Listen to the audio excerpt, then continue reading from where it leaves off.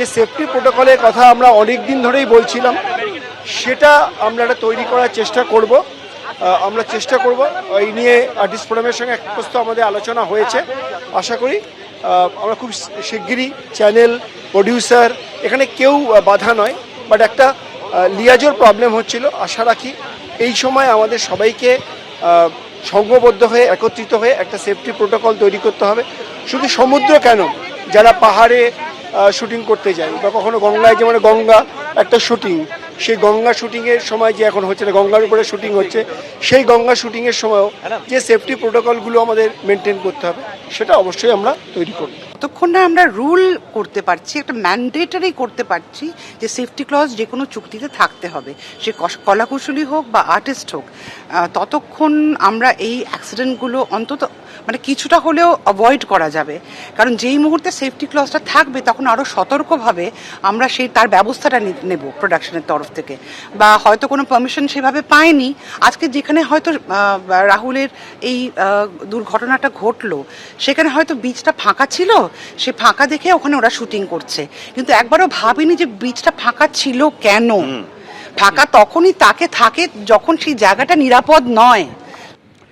ইতিমধ্যেই আপনাদের জানিয়েছি আর্টিস্ট ফোরামের এফআইআর এর পর এবার তালসারি থানার পথে প্রিয়াঙ্কা, সঙ্গে রয়েছেন প্রসেনজিৎ। তালসারি থানায় গিয়ে অভিযোগ দায়ের করবেন প্রিয়াঙ্কা। রিজেন্ট পার্ক থানায় আজ বিকেলে আর্টিস্ট ফোরামের এফআইআর এর পর এবার তালসারি থানায় গিয়ে অভিযোগ করতে চলেছেন প্রিয়াঙ্কা। রেড টেপিজম এত কিছু এইসব বুঝি না, আমাদের কাছে খুব পরিষ্কার একটা কথা, পারমিশন ছিল কি ছিল না। যে প্রযোজনা সংস্থা একটা স্টেটমেন্ট খুব দায়সারা গোছের এবং পরিষ্কার বোঝা যাচ্ছে আইনজ্ঞকে দিয়ে লেখানো, খুব দায়সারা গোছের একটা statement. There is no heart in it, যে না আমরাও আছি, আমরাও ঝাঁপিয়ে পড়ছি, ওর কি হয়েছে, এই তো দেখুন এই তত্ত্ব, এই দেখুন এই পারমিশন লেটার, এই আমার নিরাপত্তা, এই সুরক্ষা ইয়ে ছিল, কাম আউট। কিছু তো ছিল না, দেখাবার জানাবার কিছুই জায়গা নেই।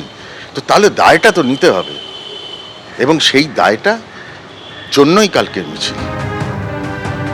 রাহুলের মৃত্যুতে কে দায় নেবে বারবার প্রশ্ন তুলছেন একেবারে পরিচালক থেকে কলাকুশলীরা, প্রশ্ন তুলছেন অভিনেতা অভিনেত্রীরা।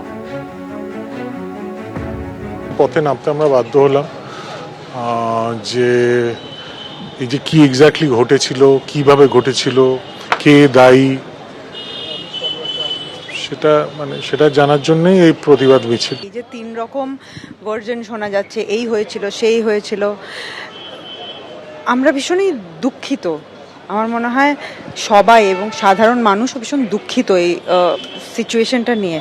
আমরা শুধু আজকে এখানে হাঁটছি এবং আমাদের শুধু এইটুকুই রিকোয়েস্ট যে প্লিজ সত্যিটা সামনে আনা হোক।